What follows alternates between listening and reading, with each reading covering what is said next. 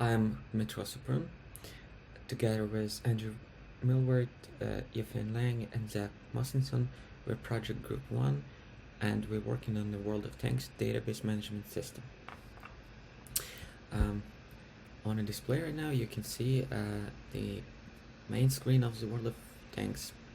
This is a hangar. World of Tanks is a tanks arcade simulator multiplayer game.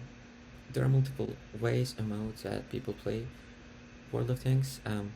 Standard one is 15 by 15 battles, so players get put into two teams, and it's whichever team wins, players in that team win. So new players start the game with the simplest of tanks, and as they play, they progress, they earn in-game currency, and they can buy either other tanks or different attachments for tanks. So here you can see there's radio attachment, engine attachment, and so on. Tanks in this game have characteristics that define their role. So the most kind of used one is average damage per minute and hit points. For problem description, I personally played this game just about a year ago, and me and my team we identified some problems in the area of inventory management and access to player statistics. There's no easy way to see what tanks can a player buy after selling all of their attachments. So these attachments can be sold,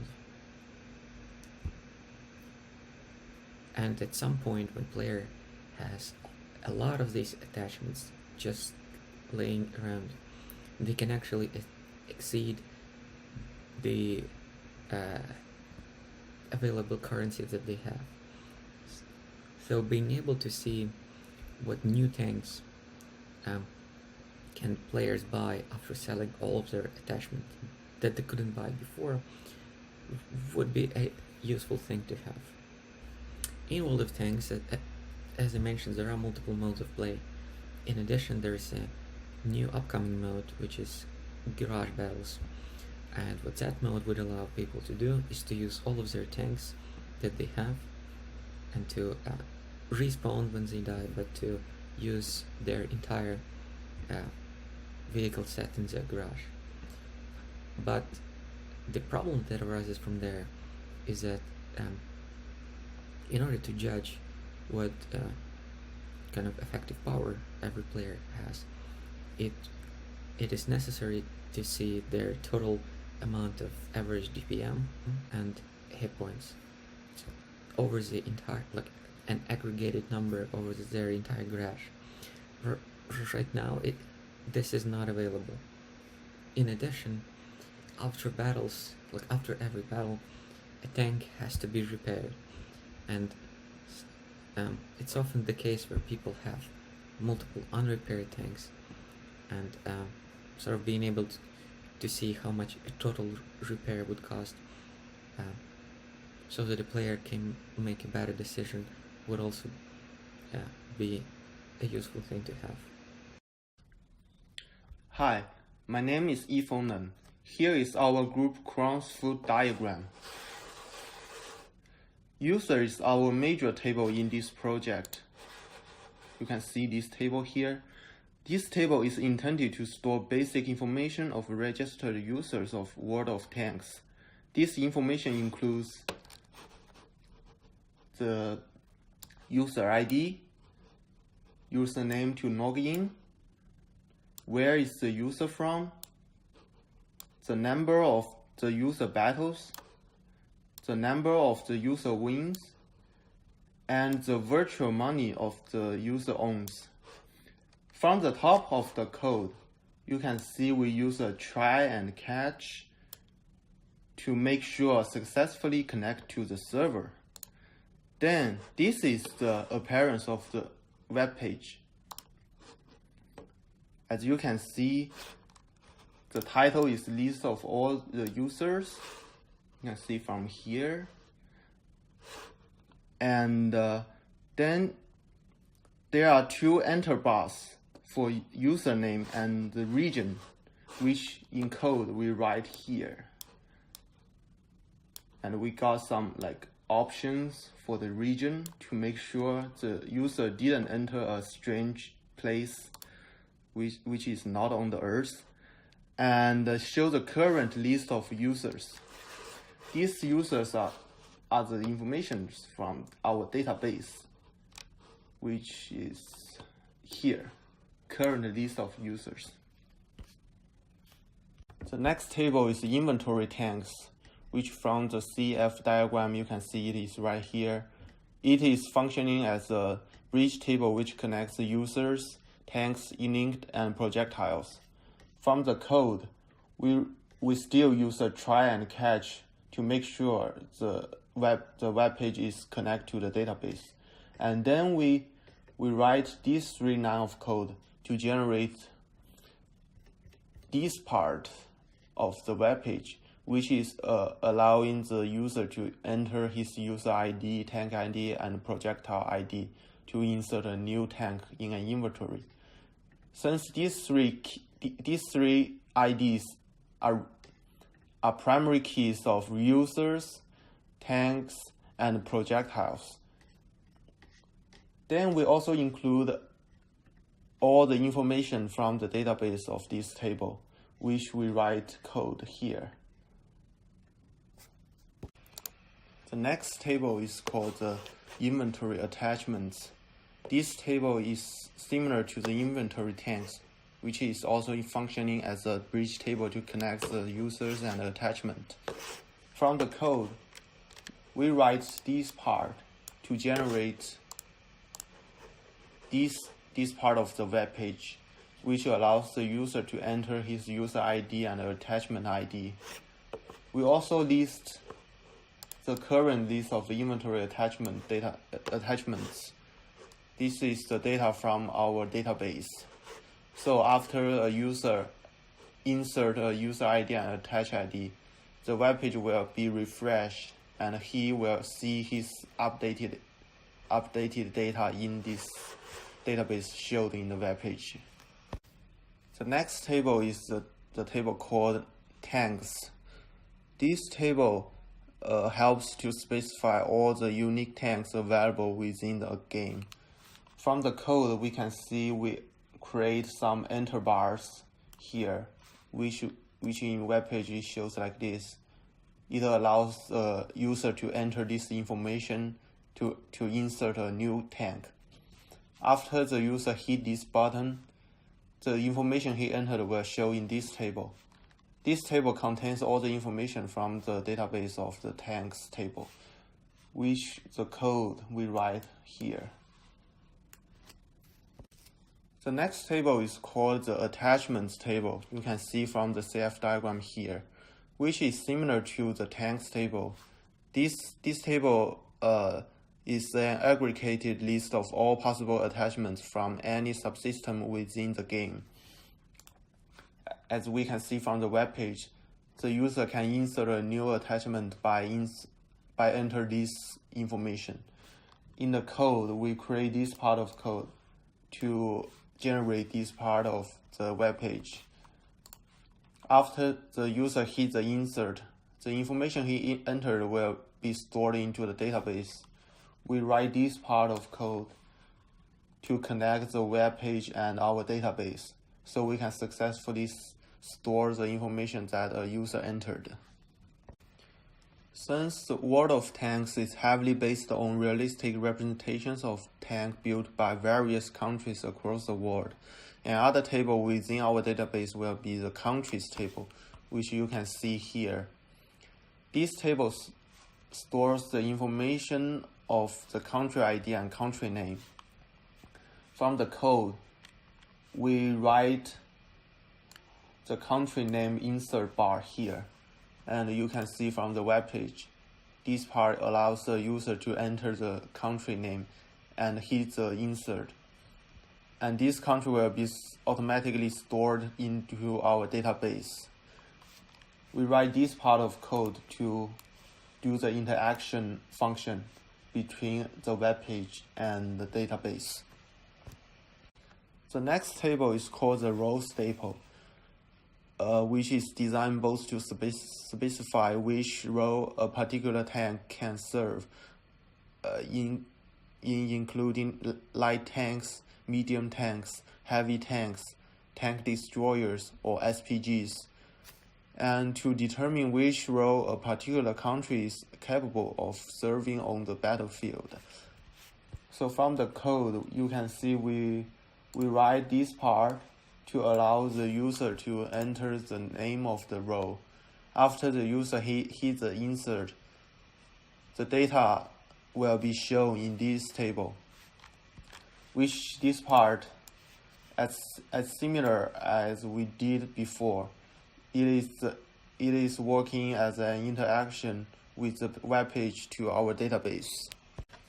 Since each attachment belongs to a specific subsystem that must be referenced in order to determine if a tank can accomplish a specific task when on the battlefield, we create a table called system which connects to the attachments.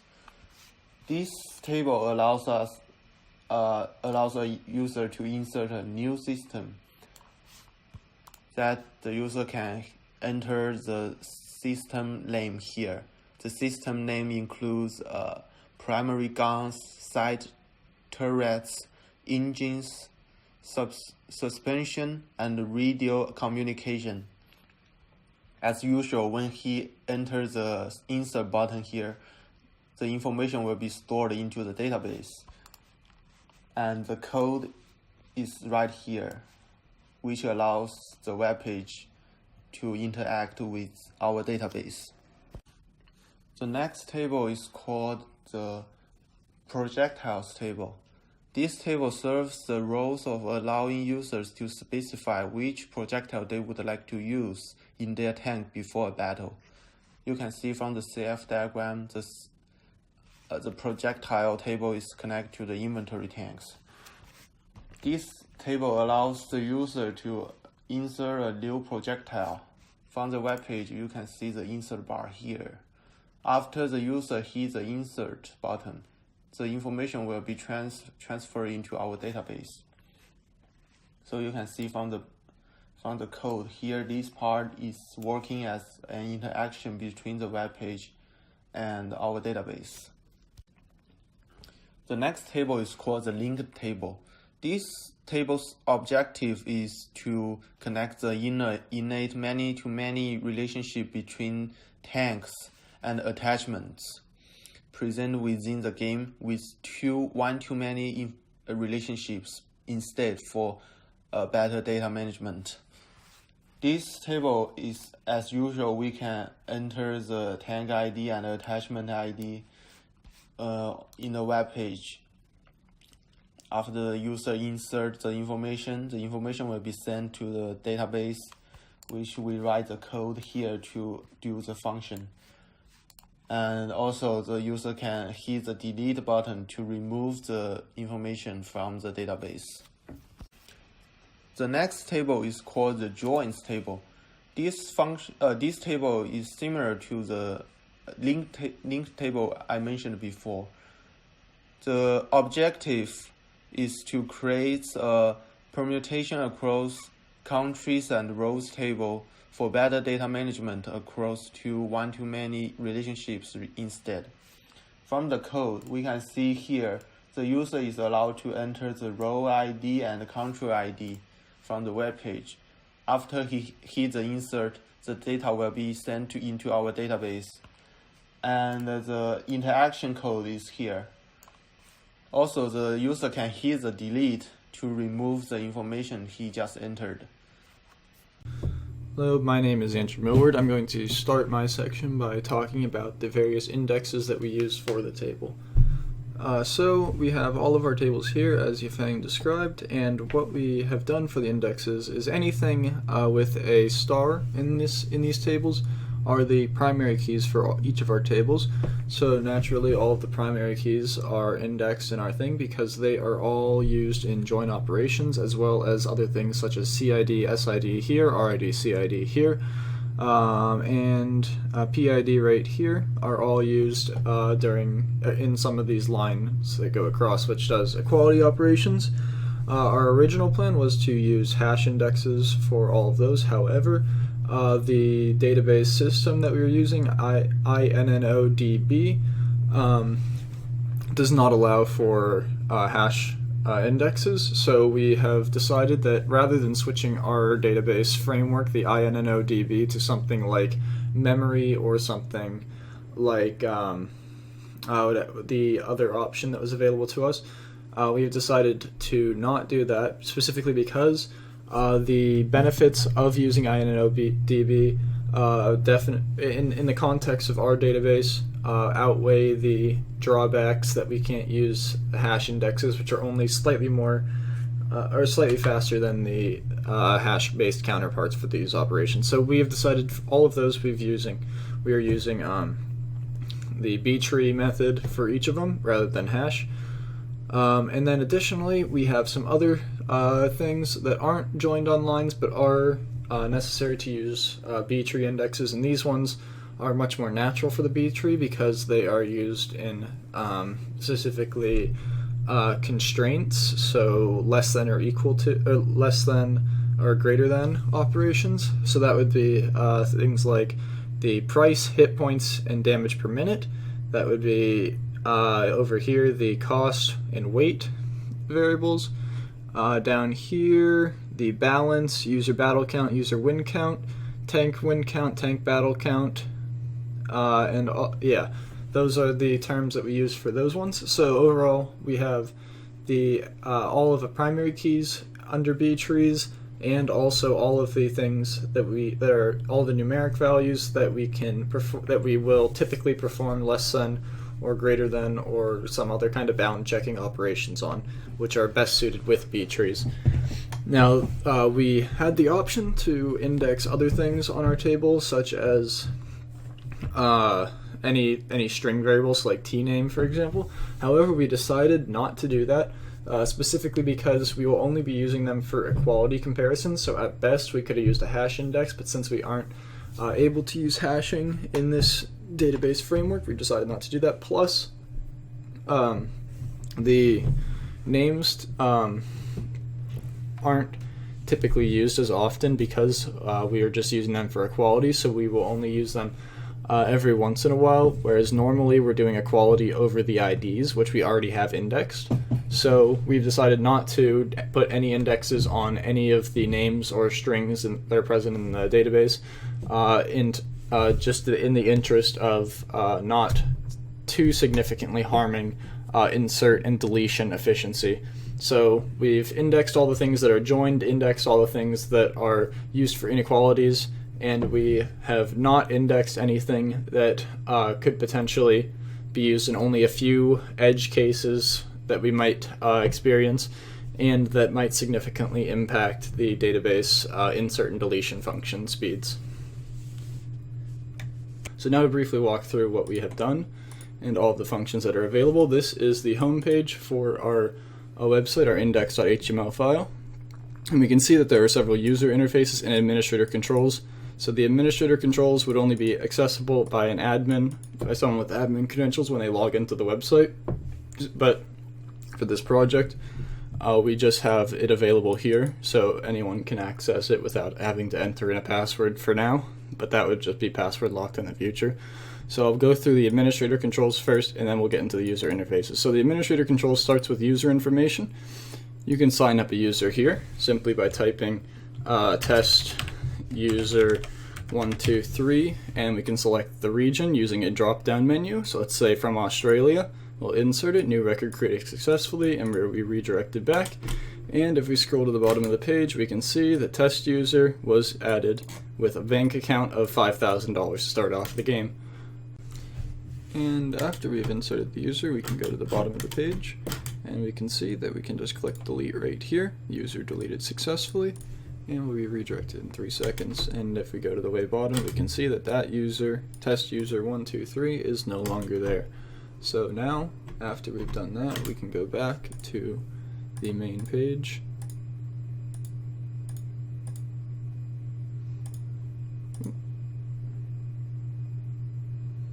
To tank ownership is the next category. So let's say we want to add a tank. So now say this is the administrator control, so we've just allowed it all open stuff, so any administrator can add anything as long as the constraints aren't violated. So we'll just add a user, but let's say we don't want to add a valid user, we just want to or add a new tank to a valid user. If we try that, we say invalid user ID, we don't have the correct user ID, so then we try a valid user ID, but with the tank ID that's invalid, so we try to insert it, invalid tank ID. Finally, we can try both a valid user ID and a valid tank ID, and an invalid projectile ID, and it says invalid projectile ID. So that is some of our validation methods there. So let's just select some tank. Let's do tank 9, for example, and we'll do projectile ID 3. New record created successfully. You'll be redirected in 3 seconds. So tank ID 9 was just added to user 1. As you can see, that is now right there. And we can just, once it loads, we can press delete. Inventory tank deleted successfully. Redirected in 3 seconds. Okay. So now we go back to the home page.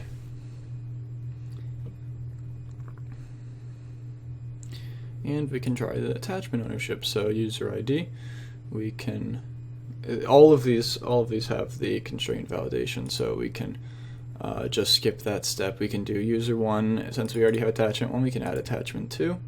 New record created successfully, redirected in 3 seconds, and you can see attachment 2, and it will let us delete it right here. Attachment deleted successfully, redirected in 3 seconds. Okay. Now we can go back to the main page. And let's go to the available tanks. So now is where you can add new features to the game. So let's say we want to add a new tank called test tank 1, 2, 3, 4. And just to show there is no test tank 1, 2, 3, 4 at the bottom, just in case. Let's say that that the role of the tank is going to be a medium tank. It's from USSR, or USA, I mean. The price is 50,000. Hit points is 200,000, or 20,000, I mean. Damage per minute, let's say it does 4,000 damage per minute peak. Insert that into the table. New record created successfully. Redirect in 3 seconds. And we can see test tank is now added at the bottom with all those attributes. Let us delete it now. Tank deleted successfully. Redirect in 3 seconds. And one of the things that we can illustrate in a second, after we get through all these tables, is how it will prevent various constraints from being violated within our database. So if we go to the attachments page, we can add an attachment, test attachment, attachment tier, price, weight.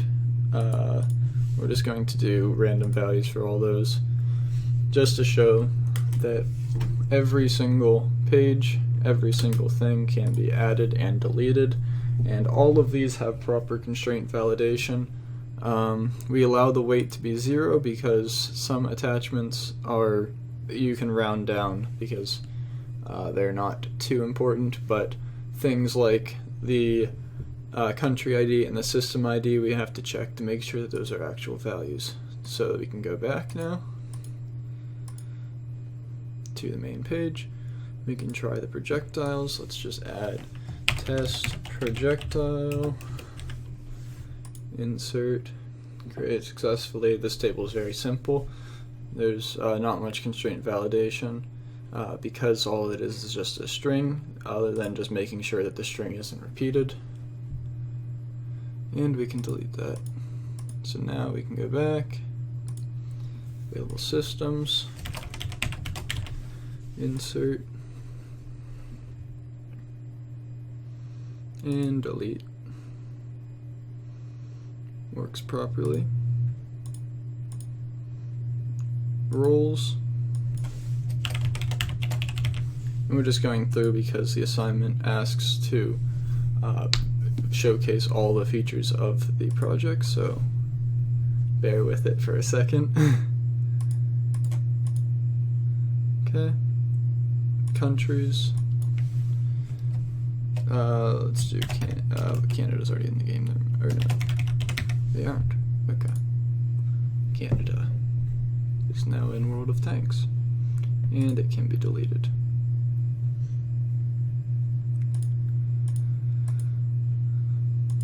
Now, joins, like I mentioned in the design specification report, just connects the country role ID to the country ID. So say, for instance, so role 1, or let's say role 5. Role 5, only countries 1 through 5 can support role 5. So let's say they add support for country 6 to be in role 5. So that would be role ID is 5, country ID is 6, and now country number 6 is now within the role 5 table, but since it's not the case in the real game, we're going to delete that.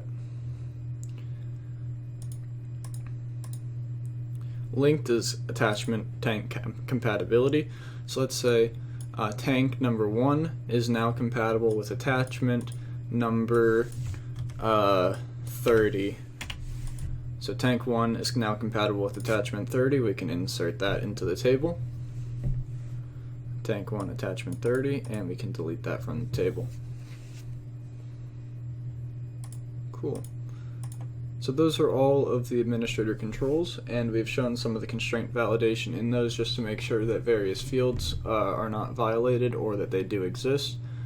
Specifically, we showed tank ownership, but that is done and implemented in all of these tables since you will have the code to check. Next is the user inventory management panel.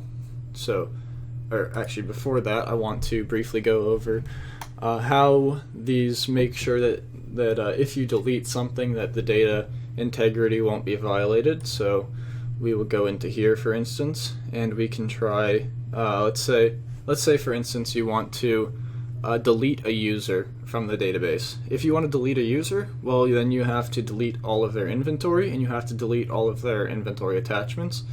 But once you delete those two, none of the others have to be violated. If you want to delete a country, for instance, then you need to delete all of the joins with the roles, so just the joins gets deleted. You have to delete all the tanks from that country. You have to delete all the inventory tanks owned from that country. You have to delete all the attachments from that country. You have to delete all the inventory attachments from that country, and you have to delete all the linked entries where it's either tanks or the attachments in that linked entry.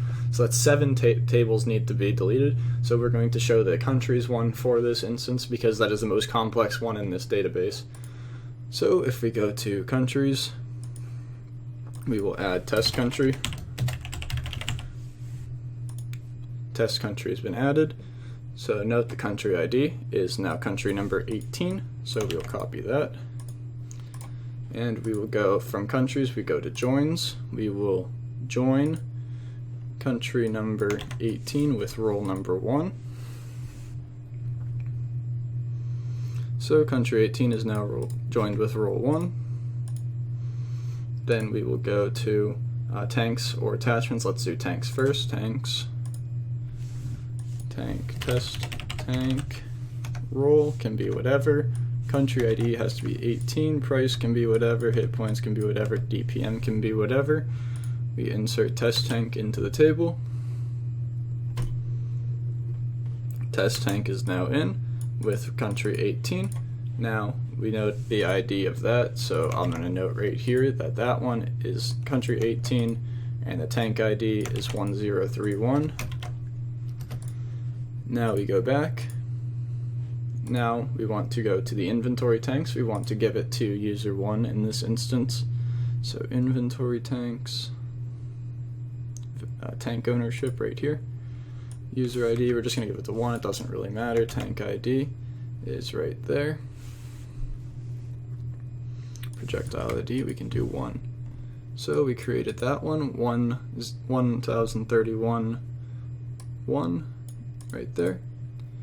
So then we can back out of there, and go to the next one in the report, which will be the attachments, inventory attachments, and then linked. So I will go back. So attachment ownership, oops, sorry, my bad. It should be just attachments. Attachment test attachment. Attachment tier 18, 1. So country 18 again, so therefore it's connected to the country. We back out of there. We go to the inventory attachments, attachment ownership. We will, my bad, let's go back to the attachments real quick. Available attachments. We had to note down the ID of that attachment is 2054. Okay.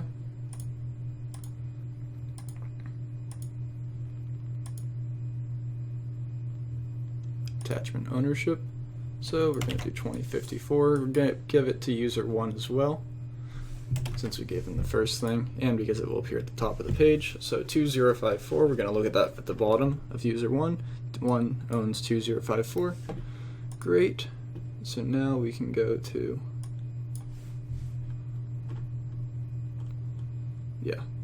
we can go to the main page. And finally, we can add the linked entries.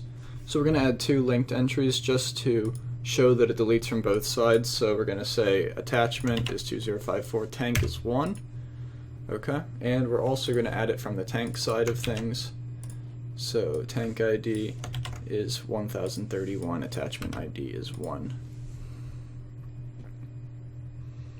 So we can check for the first one is right here, 2054 and 1. And we can check for the other one is right here, 1031 and 1. So now, what we can do to show that integrity is contained when we delete a country is we go to the available countries, we hit delete on test country, country deleted successfully, and what that will have done is we see it's deleted here. We can then go to all the tables that we modified, so joins is the next one.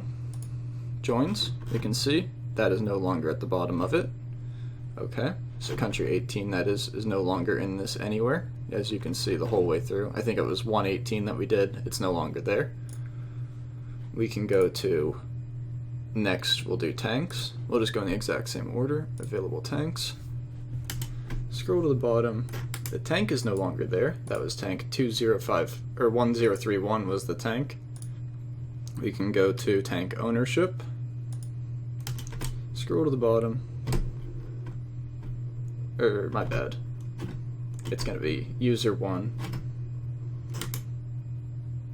It's at the way top. User 1 no longer owns that tank. It was deleted from the server. We go back into here. We want to go to attachments. Available attachments. And we will go to the bottom. This should be like 2054. It's no longer there. We can check 2054, correct. It's no longer there. We go to available or attachment ownership. User 1 had it, so user 1 does not have 2054, so we know it was deleted from there successfully. And finally, we go to the linked table where we check for 12054. 12054 doesn't exist, and we can check for 11031. Does not exist. This is the attachment ID, not the tank ID. 1031 tank ID doesn't exist. So as we can see, all of the all 7 tables that then violated the constraints were successfully deleted from. So we maintain database integrity whenever we do an insert or a delete operation now. Now we can go to the inventory management panel where we will discuss everything in more detail. Alright, so to briefly go over the user inventory panel. As you can see, there is a user ID section up here. This will be considered a login. In production model of this, you would have the panel right there, and then you would pass it in using a post request. But for this instance, we're just logging in on the same page, so we have that. But we can go over some of the various features available here. So to start, we have several reference tables that a user can use to see the various things. So we can go to the tanks table, for instance, and you can see all of the tanks available in the game, and we can then sort the tanks, so sort by tank ID. Here is the sorted list of all the tanks available in the game, as you saw earlier. Sort by reverse tank ID, sort by tank name, sort by reverse tank name. Note that this is a special character, so it sorts at the top. Sort by role, reverse role, country, reverse country price, most expensive tank in the game right there, hit points, strongest tank, DPM, most powerful tank as well. So then we can return to the inventory management page. We also have systems, because that is also an important thing to be able to reference, and attachments. We chose all three of these specifically because you need to know the tank IDs, you need to know systems in here, so we just have that as a reference, and you need to know the attachments, so the attachment IDs are all right here. You can sort through that. You can sort through the attachment names as well. You can sort by the highest tiers or lowest tiers, you know, least expensive, most expensive. Note that least expensive ones are all free when you start the game. Lightest to heaviest, countries, and the various subsystems. So those are all the attachments being sorted. For user ID 1, let's say, what tanks can user ID number 1 buy? User ID 1 is able to buy all of these tanks because he has enough money for it. As you can see in the price column, all of these are less than around $6,000, which is what user 1's balance is. If you want to see what are his top 10 tanks, unfortunately user 1 only has a few tanks, so he'll only list 2, but it sorts them in order of his win rate. So let's take a different example for this. So user 3 has a lot of tanks, so you can see that his win rate with this tank is the highest because he's won almost all of his battles using it, whereas his win rate with this one is very low, so it appears at the way bottom of this. So this is just to organize where your win rates are based on all of that, which is very important for a competitive online game. So if we go back to user 1, what attachments are available on his tank and subsystem? So let's say that user 1 is interested in purchasing a tank, and he has the tank ID, so he wants to do tank ID 1, but he wants to plan ahead in the future for what attachments he could buy for that tank. So you can say, hey, I want to buy suspension for tank ID 1. Well, it gives several options, so you can see that the price of this one is 0, but the price of this one is 560 coins in the game. Now, an important thing to note is, since not all tanks have all attachments, you can do something like engine, and there's no engines for that tank attachment combo in the game because the tank comes with a pre-built engine. It doesn't allow you to swap it with any other attachment engine. Guns, for example, he also has a gun that's available. So that's just to briefly overview that one. Total hit points and DPM for his garage, so Dima mentioned this in his video. We can briefly go through that. So if you combine all the hit points of all of his tanks and all the DPM of all of his tanks, you get those two numbers, and that's just his username right there. Okay. How much does it cost to repair all of his tanks? So for him, it costs 20,615 to repair his tanks, just because that's the base cost of the tanks added together, times 0.5 because it costs 50% of the tank's purchase price to repair them in the game. How many attachments does he have? This is just a simple tool. He has 32 attachments. How many tanks does he have from each country? This is just to get a reference for how diverse your portfolio of tanks are. So that user 1 has from US and USSR. If you go to user 3, who had a lot of tanks, you can see 1 from China, 4 from the USA, 3 from USSR, just as a quick reference for where all those are. So then, which country does this tank belong to? Let's go with tank ID 234. 234 is from the USA. We can do other options like tank ID 1 is from the USSR. What is user 1's gross buying power? So that is the sum of his balance plus the sum of value of all of his attachments plus the sum of the buying power of all of his tanks, and that's the total buying power. So user 1 basically just has a lot of expensive attachments and only a few tanks. And one of the really important features that we decided to implement was what is tank attachment compatibilities. So that would be, for the instance of user 1, which tanks are compatible with which attachments that he currently owns. So that would be basically he's right here. He owns these tanks. He owns these attachments. The tanks are up here, the attachments are up here, and they get linked together, and the linked is the compatibility chart, so you have to merge all of those tables into that, Yifeng will go into more detail during his section, as well as with the previous problem, which we had already done. Finally, there are several other things that you're capable of doing in the game, so you can purchase a tank, you can sell a tank, purchase an attachment, sell an attachment, repair all tanks, battle with the tank. So if let's say we log in with user 3, we see what his top 10 tanks are. So let's say user 3 wants to sell his T1 Cunningham, so that is tank ID 80. User number 3 wants to sell tank ID 80, submit, selling tank successful, and redirected in 10 seconds. So basically that goes through all the necessary steps of a proper transaction, as Zach will go into more in his section, just to ensure database integrity on that front. And that applies to purchasing attachment, selling a tank, or purchasing a tank, selling a tank, purchasing attachment, selling an attachment. You can repair all of your tanks, so if you are logged in as user 3 and you hit repair all tanks, any tank that is unrepaired now at this point is now repaired, and it withdrew that amount of money from him. So then we can go to user 3, we can battle with a tank. It just redirected back instantly on that one. And let's say he wants to battle with what tanks does he own? He owns tank 380 is the next one.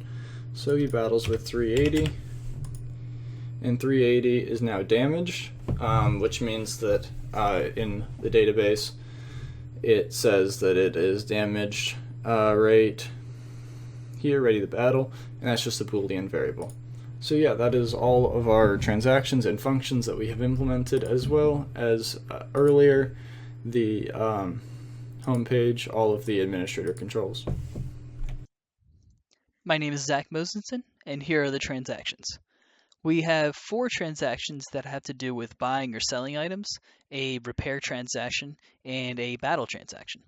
The 4 item-based transactions, the purchase a tank, sell a tank, purchase an attachment, and sell an attachment, they all have relatively similar format and error checking. Here is the purchase a tank file. Before actually purchasing a tank and putting it in the user's inventory, the system must check first if the inputted tank is valid, if the user ID is valid. We also need to check to make sure that the user doesn't own another copy of the tank already, since you can only own one copy of a tank at a time. And you also have to make sure that the user has sufficient funds in the event when purchasing a tank. So after actually completing the updating the user's table and taking the value away from the balance of the user, and also inputting it into the user's inventory for their tanks, we need to do 2 more checks.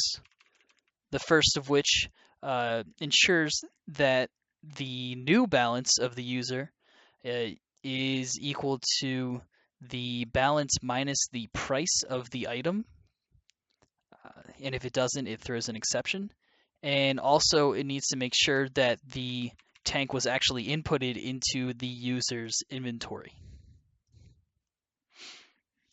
Only then do we commit finally.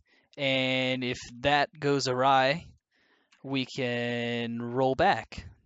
Here is the error exception handling for rolling back. We also have some stored procedures that perform error handling through SQL. For example, here is the add user procedure, which takes in a username and a region. So it handles errors in 4 locations. First, it checks if the SQL is properly formatted. Next, it checks to make sure that memory allocation in the event that there's a problem. It also checks the data type of each of these two. And it also makes sure that what you inputted has the valid number of columns. My name is Millward again. I'm just going to go over the 5-table join in a little bit more detail. So we have 2 functions in our database that use at least 5 tables, one of which is on the information panel. It is what is my gross buying power, which I can show just goes users, inventory, tanks, inventory attachments, and attachments, and just takes the sum of all of the inventory tanks' prices up here. So any tank in inventory tanks from this user, the sum of the prices, plus the user's balance, plus the sum of the inventory attachments within your inventory attachments for that user. So that is how that one works, but we're going to go more in detail with the code for the other one, which is what are my tank attachment compatibilities. So that one takes the users table, it takes the inventory tanks table, tanks, linked attachments, and inventory attachments. So the way it works is you have your user has certain tanks and attachments in their inventory, and you want to see among their tanks and among their attachments which pairs are compatible. Just a cross product of all of the compatible pairs. So as we showed earlier, if we want to do that for user 1, he has 32 attachments and 2 tanks. Of those 32 attachments, only one of them is compatible with one of his tanks, so we get this as their result for this table. So that is basically what that function does. So we can briefly show how that works. So we have the get tank attachment compatibility file, which we include the user info, so that's all the login information. And then we have the error reporting information. We log into the host using a PDO request. Then we start a session up here, and that session is to get the session variable, because the way that our server works is we are passing the information from the user inventory management page, and very quickly it passes through a redirect page, which may or may not be visible if you slow down the video. I'm not sure, but it goes through the redirect page in between the two. Yeah, it's briefly visible there. And the purpose of that is that we allow the user to log in at the top with only entering their user ID once, rather than having a user ID entry for every single one of these tables. But basically what happens is it takes the session variable from the redirect function. It's just a pass-through variable. It's included as a session. We want to select the tanks.tname attachments.aname. As you could see in the table, that is what we had, tank name and attachment name. So all the compatible pairs basically. From the user's inventory tanks, inventory attachments, tanks, linked, and attachments. So those are the 6 tables that we mentioned right there. And then we want to see where the user ID, UID equals inventory tanks UID, user UID equals inventory tanks, and a TID equals IID, or I.TID, and T.TID equals L.TID, and U.UID equals I.UID, and I.AID equals A.AID, and L.AID equals A.AID. And as you can see, we have that one, that one, that one, that one, that one, and that one. So that's all 6 of the join statements. And the reason we need both the attachments and the tanks one is because we need to connect them through the linked on both sides respectively. Finally, we want to check that the user UID is equal to the session UID, because we don't care what the general case for the attachment compatibility is. We want to see for that specific user what he can pair with his tanks. So we do that, we pass the query and set the fetch mode for the query so we can fetch the results from it, and if there are any exceptions in the PDO request, they are caught right there.